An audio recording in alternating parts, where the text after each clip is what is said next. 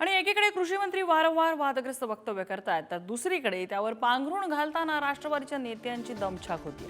शेतकऱ्यांबद्दल असं बोलणं योग्य नाही असं म्हणत अजित पवारांनी कोकाटेंचे कान टोचले। त्यासोबतच काही गोष्टी मनात ठेवायच्या असतात असा सल्लाही दिलेला आहे।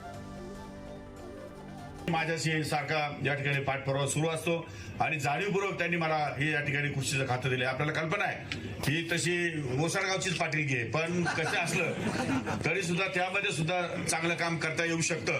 हा पण एक आपल्याला हे पण एक उदाहरण आपल्याला महाराष्ट्रामध्ये द्यायचंय। मंत्रीच गांभीर्याने ते खातं सांभाळायला तयार नाहीये। शिक्षण खातं हे शिक्षा वाटते लोकांना, पनिशमेंट आहे शिक्षण खातं। कृषी खातं एक पनिशमेंट वाटते।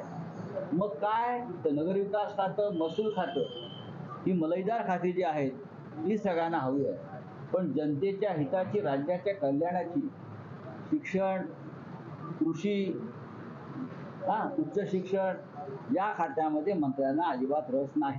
मी त्याच्यामध्ये मागही माणिकरावांना सांगितलं की शेतकऱ्यांच्या बाबतीमध्ये असं वक्तव्य होता कामा नये।